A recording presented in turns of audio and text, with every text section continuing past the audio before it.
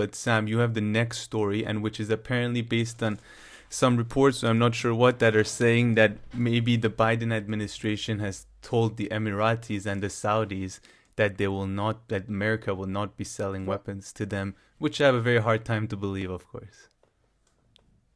no, this seems to be actually official policy. So Okay. this is not some rumor or anything. It was Wall Street Journal You reported believe that those guys? uh, no, no, no. I mean, this was I Joking, believe I'm man. not I can't from the articles I'm reading, I can't say if it was an executive order or something else, but it feels like it was an executive order. But anyway, the news is the Biden administration has paused arms sales to Saudi Arabia and United Arab Emirates as it conducts a wider review of agreements worth billions of dollars made by the Trump administration. Sources familiar with the matter told CNN. So this I just read that from CNN. Secretary of State Tony Blinken confirmed pending arms sales are under review as is typical at the start of a new administration. So I like to clarify that we shouldn't make too much out of this. The arms sales. If I was a betting man, I would have bet all I have that the arms sales are gonna go through because the real government of America is Lockheed Martin, not and Boeing, not the administration. But he said to make sure that what is being considered is something that advances our strategic objectives and advances our foreign policy. So I think this is a typical, uh, you know, uh, Procedural? news that politicians put out there to improve their standing, improve their brand, improve their popularity. But I doubt it's going to lead to actual, maybe something gets delayed or something. But I think Yeah. the weapons are going to be sold. I mean, Trump has already made all these promises to them too, in addition to that. I mean, behind the deals, making the deals with Israel and all that, was the thought that they could buy more Not so weapons. much behind the doors, even just like literally in Yeah. open. Yeah. That was right up there. But we shall see. I haven't, yeah, I haven't, have you read much about his foreign policy? I mean, we all kind of know what Biden and that kind of ideology that's behind him, what they want to do. But anything specific about his foreign policy that you've read or heard that's caught your attention? So far, he's putting a lot of people from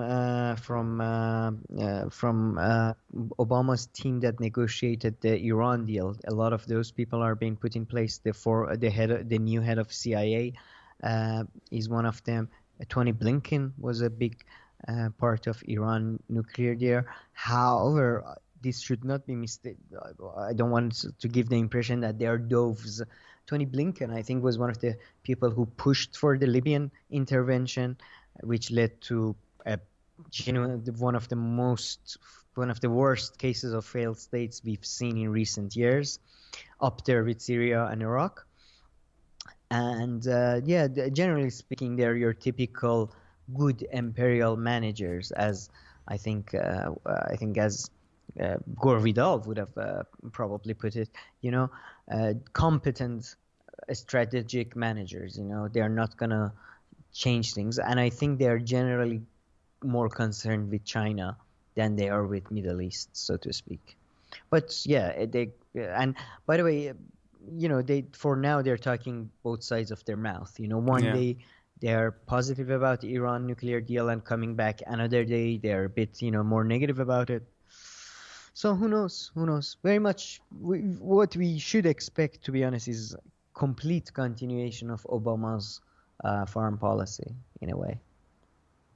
Yeah, no, that makes sense. And well, you were just mentioning these people, and I saw that John Kerry, though, he has a new assignment now. He's on the climate change, climate change team. Probably the most useless job in the government. Yeah. I mean, honestly, I would really be interested for some kind of analysis, whether if it's scientific or not even scientific, maybe some reporting that shows. So, what was the damage caused by Donald Trump removing the United States from the Paris Agreement? So what damage that really caused? Did I, it change anything in any way? Especially that now they're back. You know. I think it may have caused some damage, but to be honest, the worst thing he did was the deregulation of chemicals and waste that led to some companies dumping their the reduction Yeah. of testing, that type of thing. I think those damages are far more uh, far-reaching, really. No, hundred But I percent. would imagine like probably some projects that could have started earlier because of Paris Agreement or something. They've been delayed, that type of thing. Again, yeah, that's a good point. We should look into reports on that.